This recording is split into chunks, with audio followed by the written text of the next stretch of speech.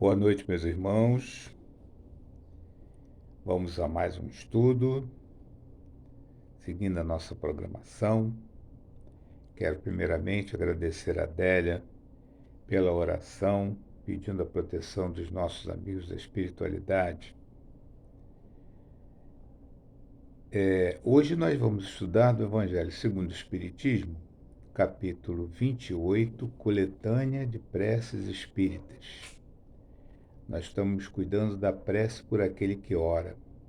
E hoje nós vamos estudar o ato de submissão e de resignação, itens 30 a 33. Então, no prefácio dessa prece, Kardec vai nos falar o seguinte: quando o motivo de aflição nos advém, se lhes procurarmos a causa, a miúde, reconheceremos estar numa imprudência ou imprevidência nossa, ou, quando não, em um ato anterior. Em qualquer desses casos, só de nós mesmos nós devemos queixar. Se a causa de um infortúnio independe completamente de qualquer ação nossa, é ou uma prova para a existência atual, ou expiação de falta de uma existência anterior. Caso este último, em que, pela natureza da expiação, poderemos conhecer a natureza da falta, visto que somos sempre punidos por aquilo em que pecamos. Então, Kardec está colocando aqui a questão da origem dos nossos sofrimentos e das nossas aflições, né? E ele pede para que nós consultemos o capítulo 5, o item 4 a 6 daqui do Evangelho. E esse capítulo 5 fala justamente das causas atuais das aflições. Então ele fala que essas vicissitudes da vida promanam de duas fontes. Tem a sua causa na vida presente ou em outras vidas. Já estudamos isso aqui com outros irmãos, né?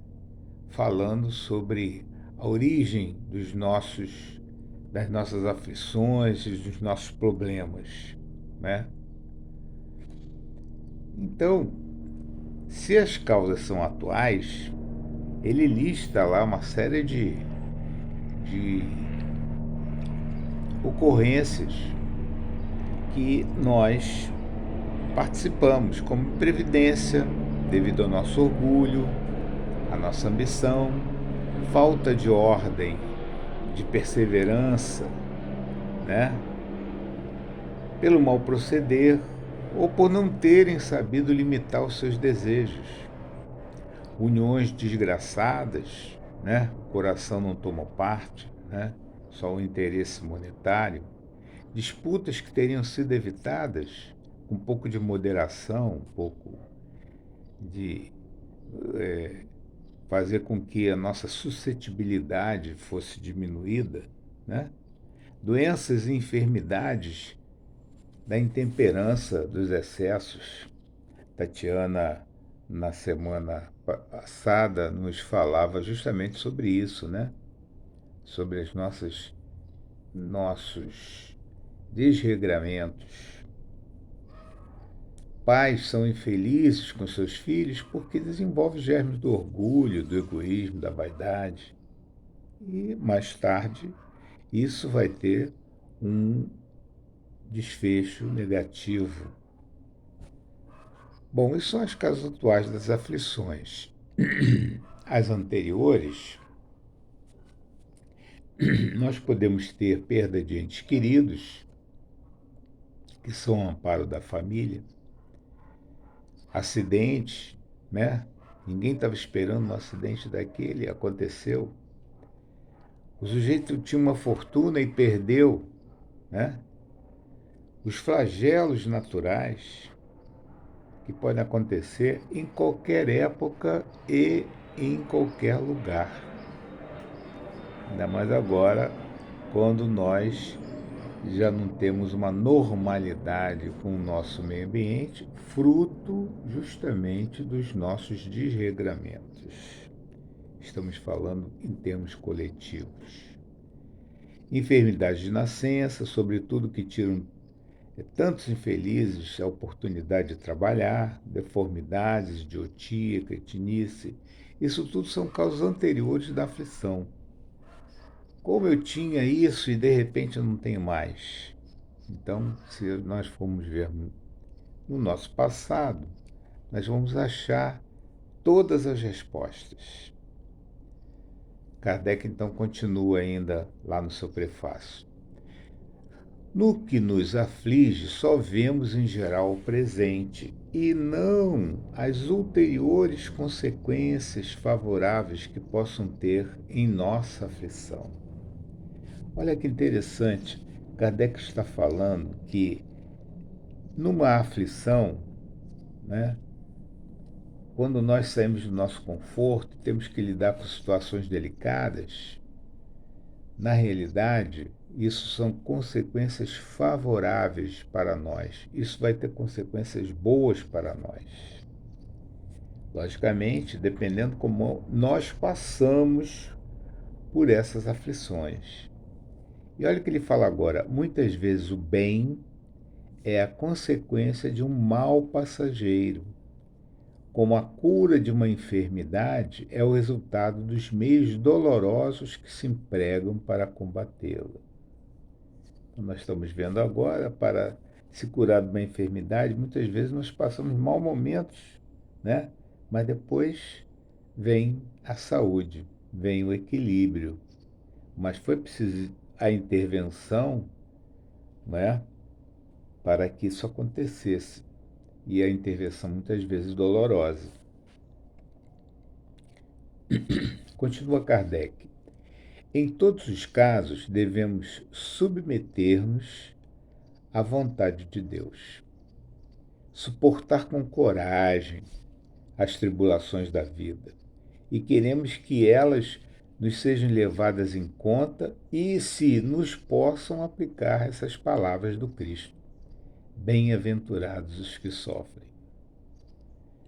Para aqueles que estão distantes do Evangelho, e nós também muitas vezes podemos ser denominados assim, porque muitas vezes os nossos pensamentos, as nossas ações não se coadunam com as palavras do Cristo. Nesses momentos nós estamos longe do Evangelho.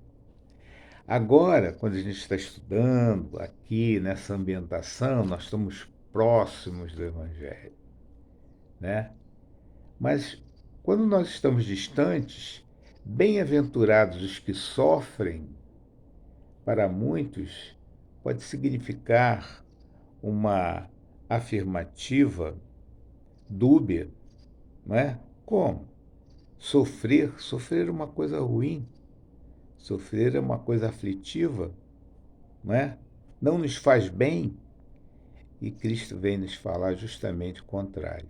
No estágio que vocês estão, o sofrimento, as aflições são próprias deste orbe, porque nós estamos aqui justamente para nos alinharmos com as leis naturais, que nós, no passado, e muitas vezes nesta mesma reencarnação, nós vimos agora, nós divergimos dessas leis, né?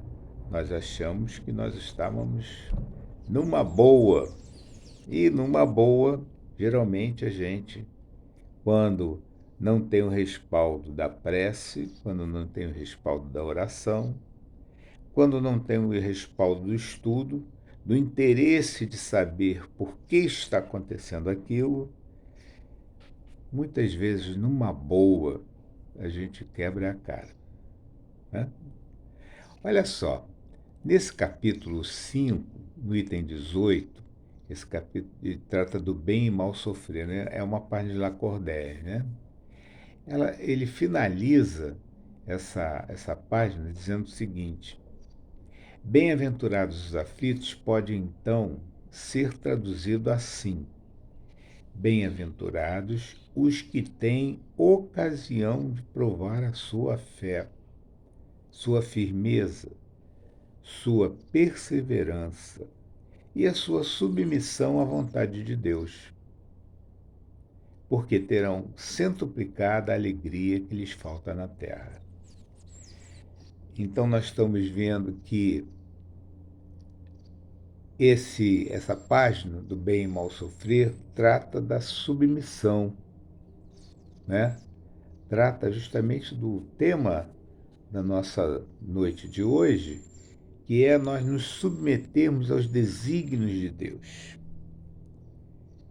Muitas vezes, olhando para o lado, nós achamos que as coisas não estão muito bem, né? Nós achamos que as coisas estão muito erradas. E realmente estão. Mas vamos fazer uma pergunta: somos nós que estamos provocando esses erros? A resposta é a seguinte: muitas vezes sim. Porque nós vibramos, muitas vezes, nós, de uma certa forma, colaboramos com nossos pensamentos negativos, destrutivos, para que certas situações se deem. Porque o pensamento é uma força e essa força age. Ela pode agir para o bem como pode agir para o mal. Por isso, saber o que realmente nós estamos pensando, o que nós estamos acompanhando, qual o nosso interesse real, é muito importante, né? E dentre esse quadro de interesses, a submissão às vontades do Pai é importantíssima, para que nós não tenhamos tanta dor dentro das nossas aflições, para que nós passemos, como diz aqui Lacordaire, com firmeza, com fé e com perseverança, para que mais à frente nós tenhamos alegria. Neste momento, talvez nós não tenhamos muita alegria, mas nós sabemos que nós estamos de passagem. E vamos abrir mais um parêntese aqui. Essa não é a nossa última passagem. Nós somos tão ansiosos porque a gente às vezes fica pensando que o mundo de regeneração está logo ali, dobrando a esquina. E na realidade nós ainda temos que vir aqui algumas vezes, enquanto coletividade, porque nós ainda não adquirimos a experiência para realmente viver a lei do amor que Jesus nos propôs, né? É só olhar para nós. Nós vivemos integralmente a lei do amor que Jesus nos propôs. Então, nós ainda temos que passar alguns apertos nessas e em outras encarnações, né? Nós não estamos em final de linha aqui na Terra. Isso é um sistema que está se dando e parece que a pandemia vai resolver todos os casos, né? Quem vai ter que desencarnar, desencarna, quem vai ter que sofrer, sofre. Não, isso é um sistema. E esse sistema vai se prolongar ainda por muitos anos. Provavelmente, nós vamos suplantar essa fase da pandemia, com auxílio da ciência, que muitas vezes nós respeitamos e não acreditamos, né? Mas com auxílio da ciência nós vamos suplantar. Mas nós estamos num planeta que nós já agredimos tanto que nós não podemos garantir que outras viroses, que outras bactérias, que outros fungos, que outros protozoários possam adquirir possibilidades maiores de danos para as nossas vidas. Então nós sabemos que nós temos que nos alinhar com as leis de amor que Jesus nos trouxe para que nós possamos, nessas e em outras reencarnações, almejarmos realmente, lá para frente, um mundo de regeneração. Muito bem. Vamos para a prece 1. A prece 1 diz o seguinte: meu Deus é soberanamente justo. Todo sofrimento neste mundo há, pois, de ter sua causa e sua utilidade. Aceito a aflição que acabo de experimentar, como expiação de muitas faltas passadas e como prova para meu futuro. Então, aqui nós estamos reconhecendo que a aflição é um remédio para corrigir as nossas faltas passadas. Estamos reconhecendo também que há a justiça divina. Continuando nessa prece, fala-se assim: bons espíritos que se protegeis e me protegeis, dai-me forças para suportá-la sem lamentos. Fazei que ela me seja um aviso salutar, que me acresça a experiência, que abata em mim o orgulho, a ambição e a tola vaidade e o egoísmo, e que contribua assim para o meu adiantamento. Então, olha só o que ele está pedindo, né? Na realidade, ele está pedindo para que nós possamos vencer os nossos inimigos internos, que são os nossos maiores problemas, né? Então, aqui nessa prece, ele está pedindo forças para nós fazermos essa luta interna.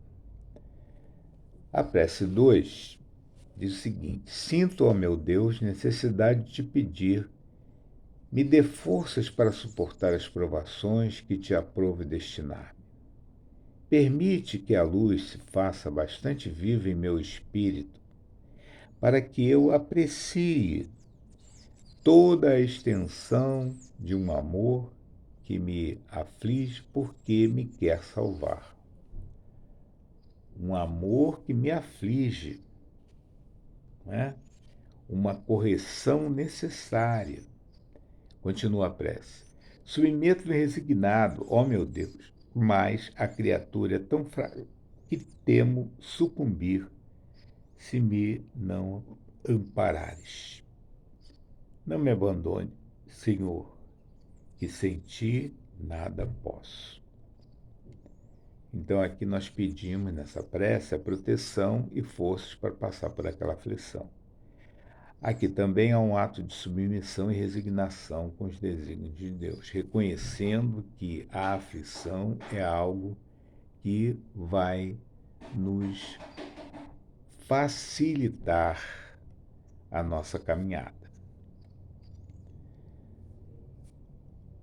Nós lembramos, nessa altura, do final da prece feita por Emmanuel, chamada Oração Nossa. E no final da Oração Nossa, ele diz o seguinte: ajuda-nos a reconhecer que a nossa felicidade mais alta será invariavelmente aquela de cumprir-te os desígnios onde e como queiras, hoje, agora e sempre. Essa oração é muito difundida entre os espíritas, né? Chama-se Oração Nossa, e existe até um áudio em que o Chico também a profere, né? A prece 3 diz o seguinte: a ti dirigi o meu olhar, ó Eterno, e me senti fortalecido. És a minha força, não me abandones. Ó meu Deus, sinto-me esmagado sobre o peso das minhas iniquidades. Ajuda-me. Conheces a fraqueza da minha carne. Não desvie de mim o teu olhar. Ardente sede me devora. Faz brotar a fonte da água viva onde eu me descendente. Que a minha boca só se abra para te entoar louvores, e não para soltar queixas nas aflições da minha vida.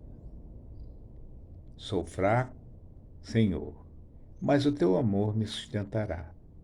Ó Eterno, ó tu és grande, só tu és o fim e o objetivo da minha vida.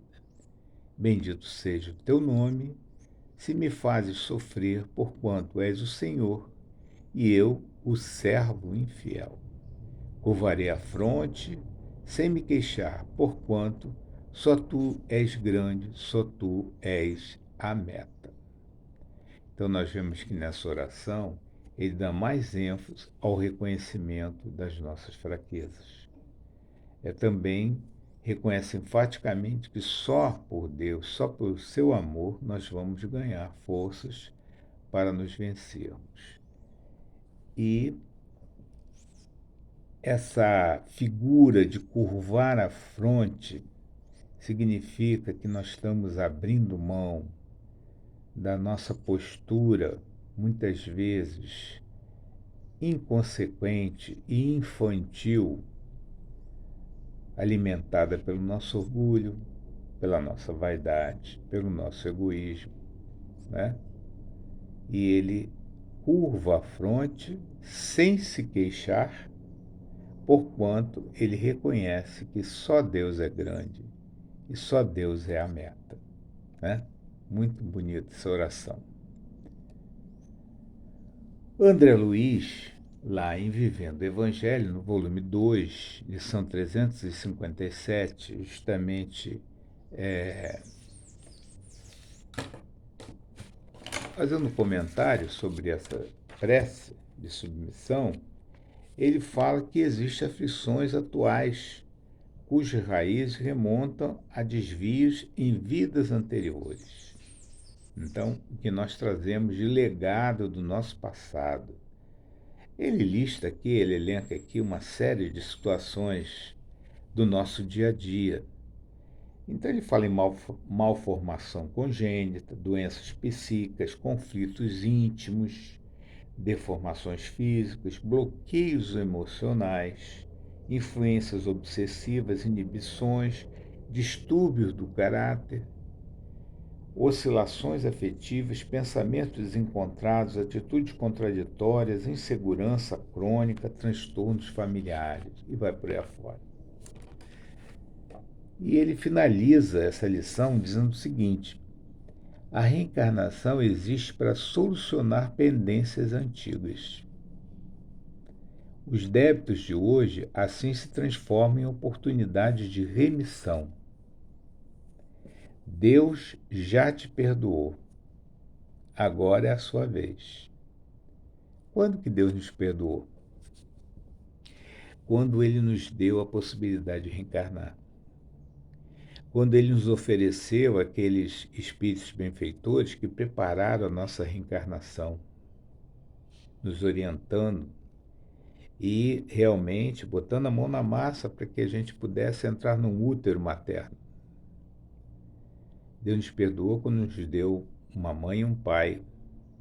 Deus nos perdoou quando nos deu um lar. Deus nos perdoou quando nos deu a escola, os professores.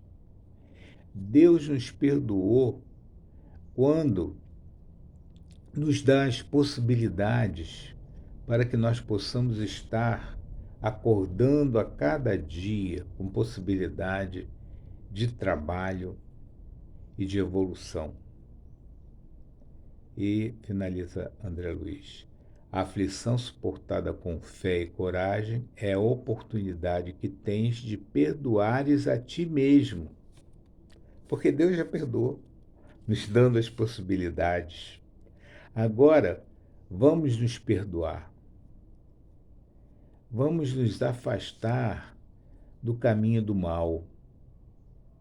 Mas, sem pensamento que nós estamos sendo atacados pelas falanges do mal, mas com o pensamento do seguinte sentido: eu vou entrar pela estrada do bem, eu vou ser valente comigo mesmo e com isso eu também vou ganhar essa amizade dos espíritos que estão querendo fazer com que eu não entre nessa estrada, para que eles também um dia possam fazê-lo.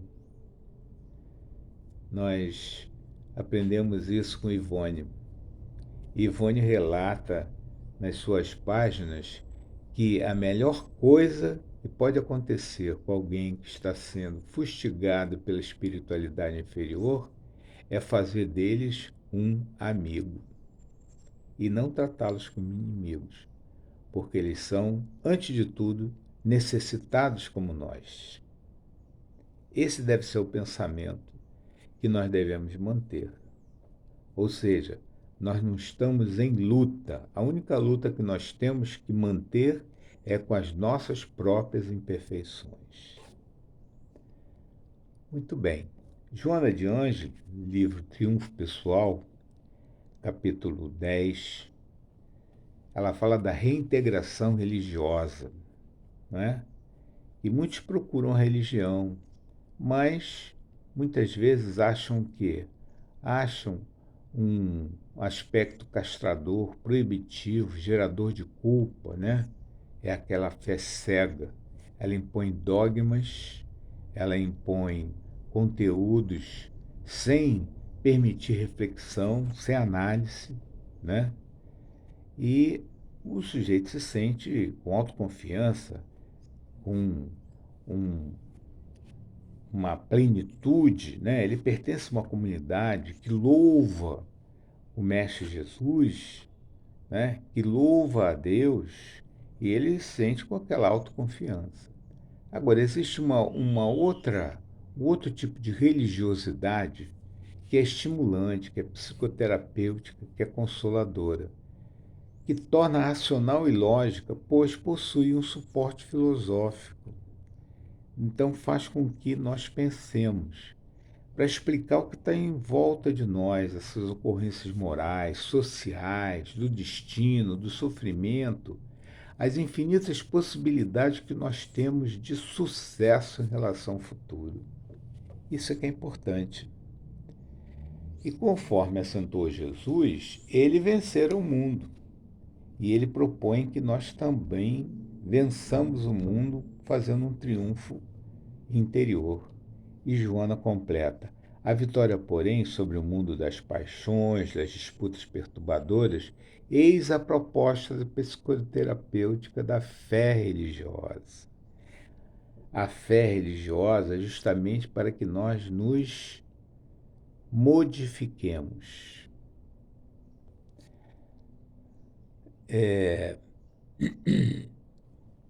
Finalizando, ela fala: o homem que crê tem muito mais possibilidade nos vários compromissos existenciais do que aquele que vive simplesmente na dúvida, né? Atormentado pela dúvida. Ou simplesmente aquele que abriu mão de pensar e que não crê em nada. Quando alguém enfrenta uma batalha sem certeza da vitória, de alguma forma já perdeu, né? Tem uma possibilidade grande de não triunfar. Humberto de Campos, no livro Boa Nova, lição 19, chamada Comunhão com Deus. João, evangelista, pergunta a Jesus: mas a oração deve ser de louvor ou de súplica? Aí Jesus, numa frase do diálogo, responde a João. Essa página é muito grande, né? Nós não temos tempo aqui de abordá-la toda. Mas uma resposta que Jesus dá a João: os que apenas suplicam podem ser ignorantes. Os que louvam podem ser somente preguiçosos. Todo aquele, porém, que trabalha pelo bem, com as suas mãos e com o seu pensamento, esse é filho que aprendeu a orar. Na exaltação, na rogativa, porque em todas as circunstâncias será fiel a Deus, consciente de que a vontade do Pai é mais justa e sábia que a sua própria. Para finalizar, vamos lá em Instruções Psicofônicas, que trata das reuniões produtivas que Franciscano de Xavier tinha com vários espíritos que chegavam para a orientação da noite, e uma delas foi Amaral Ornelas. Eu acho que nós já falamos desse poema aqui, mas me desculpem, nós vamos repetir, dada a oportunidade do estudo da noite. Essa oração foi feita em 17 de março de 1955. O nome é oração mesmo. Olha o poema, como é que é lindo. A princípio, é um rumor do coração que clama. A asa leve é ruflar da alma que anseia e chora. Depois, é como um círio hesitante da aurora, convertendo-se após em resplendente chama. Então, ei-la a vibrar, como estrela sonora. É a prece a refulgir por milagres, milagrosa flama. Glória de quem confia e poder de quem ama. Por mensagem solar, cindindo nos céus afora. Depois, outro clarão do além desce e fulgura. É a resposta divina aos jogos da criatura, trazendo paz e amor em fúlgido ratilho. Irmãos, guardai na prece o altar do templo vosso. Através da oração, nós bradamos, Pai Nosso, e através dessa luz, Deus responde, meus filhos. Muito bem. Antes de nós fazermos a nossa prece final, quero alertar que nós vamos colocar no grupo todo esse texto de Humberto de Campos e vamos colocar também a prece dos aflitos, que nós achamos muito oportuna para o estudo de hoje, que é uma prece de submissão também, preferida por Abigail, está no livro Paulo Estevão. Ela é interpretada por Cacau, e essa cantora que também já não está entre nós, que já desencarnou. Vamos então à nossa oração de agradecimento da noite de hoje. Senhor Jesus, estar perto do Teu Evangelho, estudar as Tuas lições, é uma forma de fortalecer as nossas almas. Nós te agradecemos, Senhor, por essa ajuda para cada um de nós. Nós te agradecemos, Senhor, pela proteção dos nossos lares, pela proteção dos nossos familiares, dos nossos amigos. Nós te agradecemos, Senhor, a vida. E nós pedimos também, Senhor, para que possam ser abençoados os nossos irmãos enfermos por todo o mundo. Os enfermos do corpo e os enfermos da alma, por todo o universo. Nós pedimos, Senhor, em particular também nesta noite, pelos nossos irmãos que procuram a porta larga para sair da vida através do suicídio. Que eles possam ser recebidos, amparados e reestruturados no caminho do bem pelas falanges de Nossa Mãe Santíssima. Obrigado, Mestre Jesus. Obrigado, amigos da espiritualidade. Obrigado, conselheiro, por esta noite e que nós possamos nos despedir na paz do nosso Pai. Meus irmãos, desejo muita paz para cada um dos lares, daqueles que estão conosco nesta noite e naqueles também que não puderam estar acompanhando o nosso estudo. Que a paz de Jesus esteja com todos nós.